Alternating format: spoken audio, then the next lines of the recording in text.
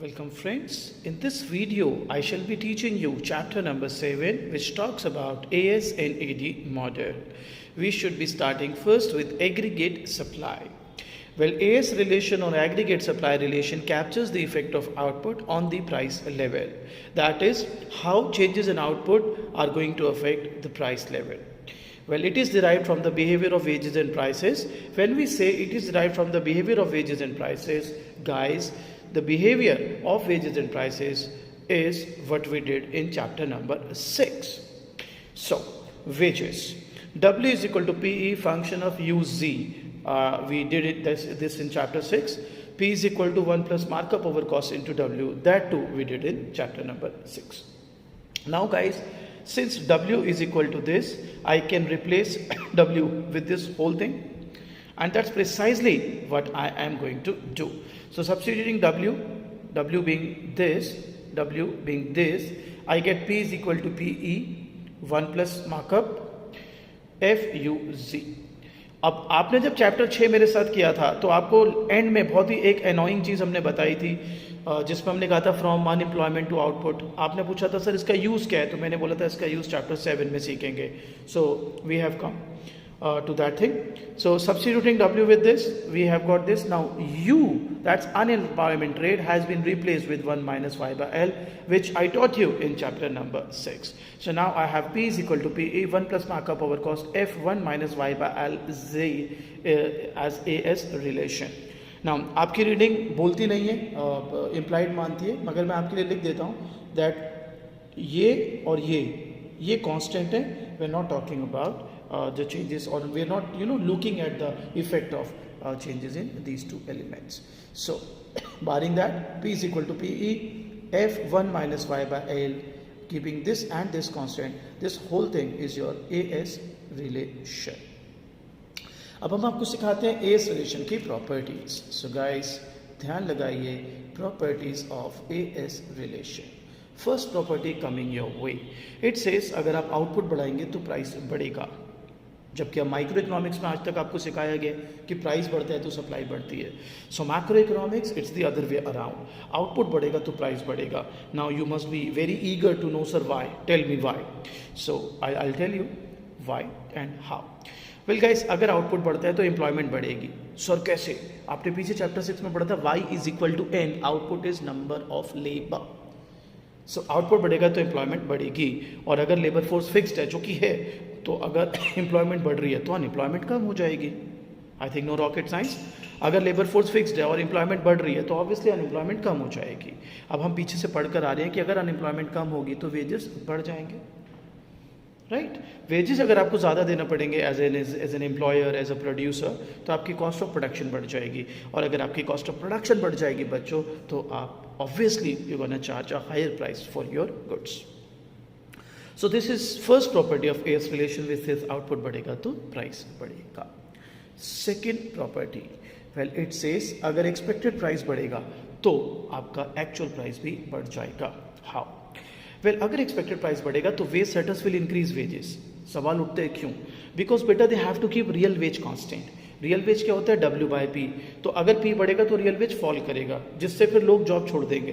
तो you don't want that as wage setters, as employer. तो आपको नॉमिनल वेज बढ़ाने पड़ेंगे, बिकॉज अगर प्राइस बढ़ता है और नॉमिनल वेज नहीं बढ़ाते तो real wage that is W by P is definitely going to fall, which we don't want. We want to keep real wages constant. So how to go about? So बेटा अगर veg setters increase करता है wage, in order to keep the real wage constant.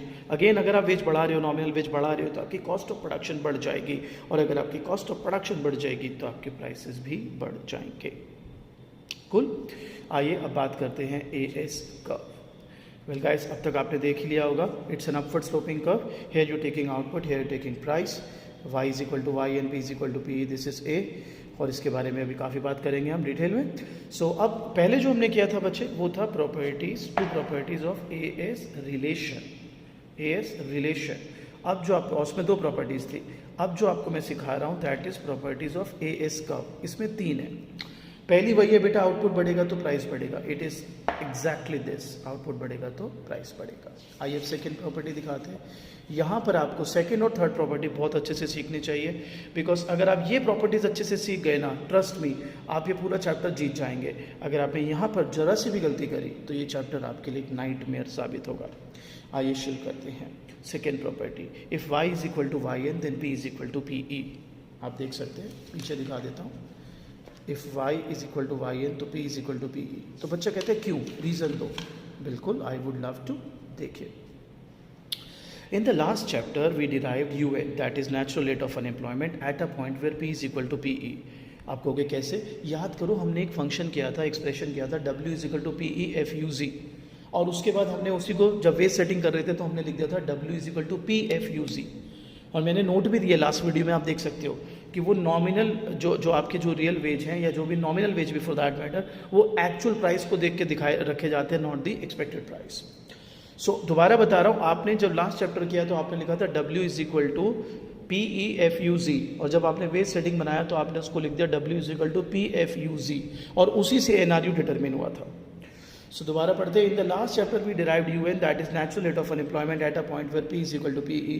Therefore when Y is equal to Y N, by implication U UN होगा, और अगर U UN है तो P P E होगा। आइए बात करते हैं, Y क्या है? Y है एक्चुअल लेवल ऑफ आउटपुट।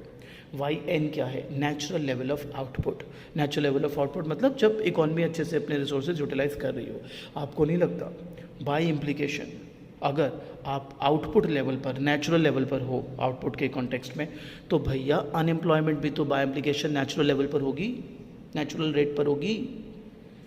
और अगर अनएम्प्लॉयमेंट नेचुरल रेट पर है क्योंकि आपका आउटपुट नेचुरल रेट पर है, तो डोंट यू थिंक हमने तो NRU, natural rate of unemployment, derive ही किया था by keeping P is equal to PE। So याद रखना है, अगर Y YN के बराबर है तो P PE के बराबर होगा। बहुत ही इंपॉर्टेंट प्रॉपर्टी है, आगे एप्लीकेशंस करने में it will prove to be very very helpful. इसके बाद अगर Y YN से ज़्यादा तो P PE से ज़्यादा होगा, Y YN से कम है तो P PE से कम होगा। इसका यूज़ मैं सिखाऊंगा आपको अभी कुछ मिनट के बाद। आगे बढ़ते हैं गाइस, थर्ड प्रॉपर्टी, ये भी काफ़ी इंपॉर्टेंट है। कहता है अगर PE बढ़ जाए, हाँ मैंने पीछे आपको कराया, अगर PE बढ़ेगा तो प्राइस बढ़ेगा, ठीक है। सो अगर PE बढ़ेगा तो AS का shift upward at a given level of output. Logically सोचो, यहाँ पे एक गिवन आउटपुट है, आपका PE बढ़ गया, समझो, और मैंने पीछे लॉजिक क्या दिया था, PE अगर बढ़ा है तो जो वेज सेटर है वो वेज बढ़ा रहा है ना, किस लिए? कि रियल वेज कांस्टेंट रखना है। अरे बेटा, अगर तूने रियल वेज कांस्टेंट रखने के लिए ही वेजेस बढ़ाए हैं, कॉस्ट ऑफ प्रोडक्शन तेरी बड़ी, प्राइस बढ़ा, आउटपुट थोड़ा बढ़ेगा।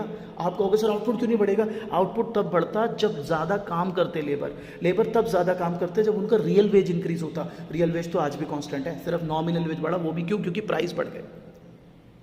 तो अल्टीमेटली अब ये अपवर्ड शिफ्ट ही दिखाना पड़ेगा, वो ये दिखाएगा कि आपका प्राइस बढ़ गया at a given level of output.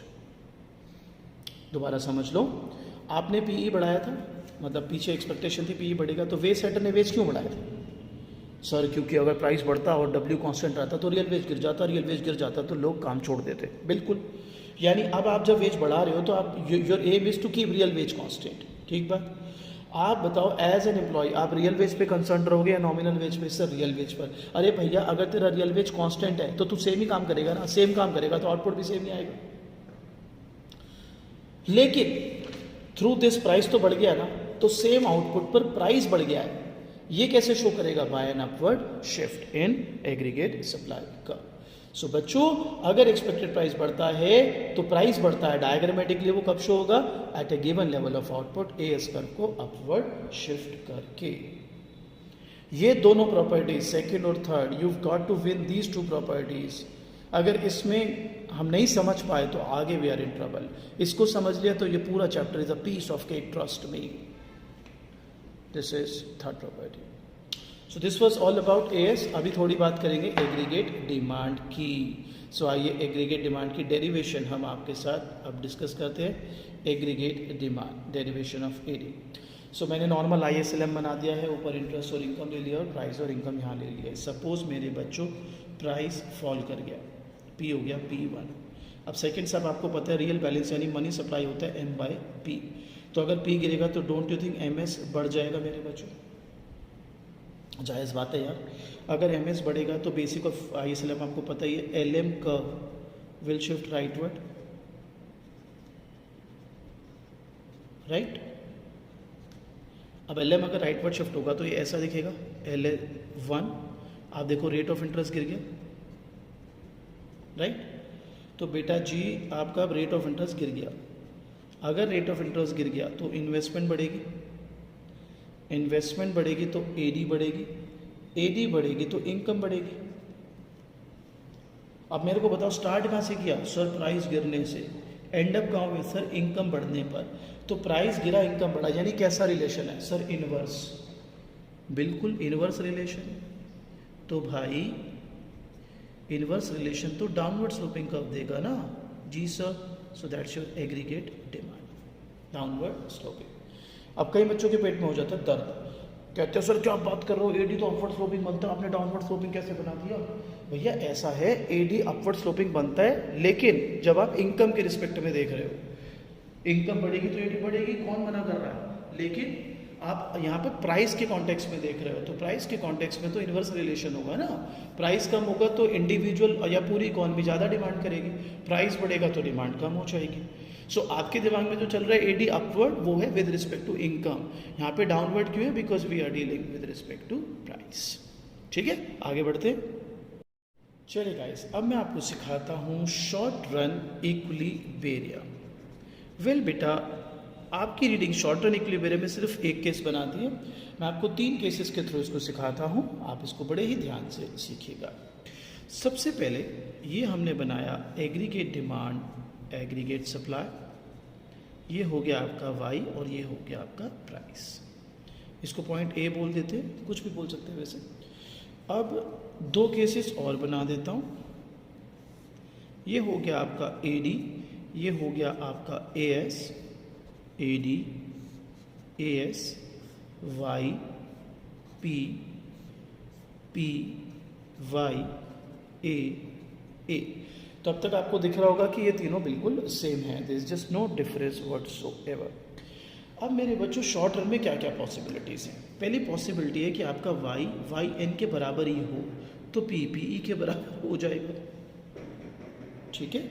दूसरी पॉसिबिलिटी हो सकता है आपका वाई वाई एन से कम हो, तो फिर इन दिस केस आपका पी जो है वो पी ई से कम हो जाएगा, सेकेंड प्रॉपर्टी में लिखा था हमने। हो सकता है आपका वाई वाई एन से ज़्यादा हो, तो इन दिस केस पी जो है पी ई से ग्रेटर हो जाएगा। बेटा आपकी रीडिंग सिर्फ ये एक्सप्लेन करती है, तो मैं ये भी एक्सप्लेन करूँगा और ये वाला भी। So this is short run equilibrium. Short run equilibrium में एज यू कैन सी मेरे बच्चों, हम यहाँ पर बात कर रहे हैं कि एडी डाउनवर्ड स्लोपिंग है, as upward sloping, for obvious reasons, because हमने पीछे देखा ही, देखो ना डेरिवेशन ऑफ एडी में आपने downward sloping, as upward sloping, तो वही हमने यहाँ पे प्लॉट कर दिए। मेन कैच यहाँ पे ये है कि आपको ये देखना पड़ेगा कि जो एक्चुअल आउटपुट आपने डिटरमिन किया है, whether it is equal to Y N, whether it is greater than Y N और whether it is less than Y N. और इसकी इम्प्लीकेशन बहुत ज़बरदस्त है, ये मैं आपको इसकी इम्प्लीकेशन लेके दिखाता हूँ, डिस्कस करते हैं आपके साथ। अब हम आपको सिखाएंगे मेरे बच्चों मीडियम रन। सो आपको बहुत ही अच्छे से इसको सीखना होगा, मीडियम रन, ठीक है। So let's gear up, medium run. सबसे पहला काम, aggregate demand, aggregate supply, y p and y is greater than yn, so that's point A. cool, आइए अब प्रोसेस करते हैं। प्लीज़ इट्स अ रिक्वेस्ट, खूब ध्यान से मज़ा लेके कीजिएगा, एल्स आपको समझ नहीं आएगा। ये है पॉइंट B और ये है PE। आइए पहला स्टेप, क्या मैं कह सकता हूँ y is greater than yn? देख लीजिए, yes we can, and therefore P is greater than PE। ये भी बात जायज़ है, ठीक है। अब सपोज आपकी सहूलियत के लिए हम एक काम कर लेते हैं, दैट हम एक्सपेक्टेड प्राइस को 3 मान लेते हैं और जो एक्चुअल प्राइस है उसको 4 मान लेते हैं, ठीक है। तो बच्चों अब हुआ क्या कि वे सेटस ने एक्सपेक्ट किया था price to be 3, actual price कितना निकला 4, अब जो मैं स्टेप लिख रहा हूँ ये बहुत ही ध्यान से आपको समझना होगा। Step 3, wage setters will revise their expectations regarding price upward. Don't you think so? Sir क्यों? अरे बेटा, तू एक जगह पार्टी करने गया, तूने सोचा 10,000 में हो जाएगी पार्टी, वहाँ बिल आया 20,000 का। अब अगली बारी जब तू वहाँ पार्टी करने जाएगा विथ सेम जेस्ट, 10,000 से तो ज़्यादा एक्सपेक्ट करेगा ना बिल। हाँ सर, तो यहाँ पे भी वही हुआ। वेज सेटर ने सोचा वेज कितने गिरेंगे 3, निकले 4। तो डोंट यू थिंक अब वेज सेटर रिवाइज करेगा अपनी एक्सपेक्टेशन फ्यूचर के लिए रिगार्डिंग प्राइसेस अपवर्ड? तो डोंट यू थिंक फिर पीई बढ़ जाएगा?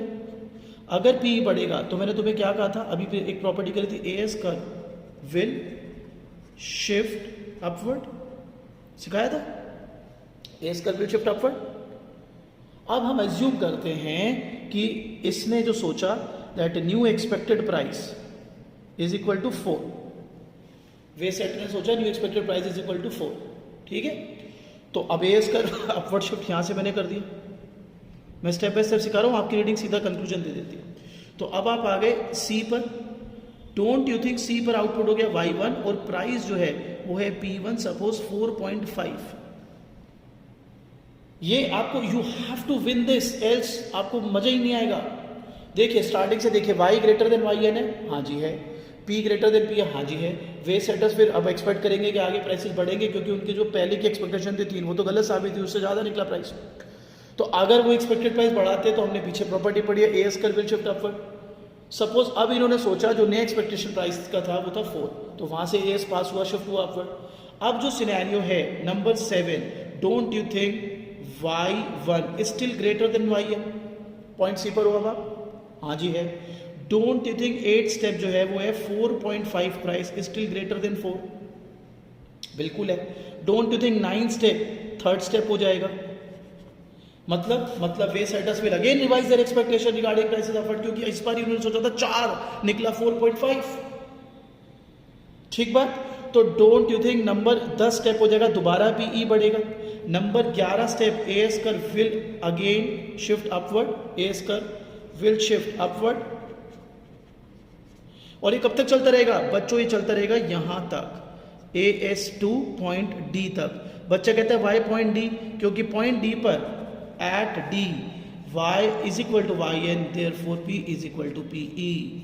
Yani what is the catch? The catch, my dear friends, here is that under medium run y shall always be equal to yn. Under short run y yn के बराबर भी हो सकता है, कम भी हो सकता है, ज़्यादा भी हो सकता है, लेकिन in the medium run y shall always be equal to yn.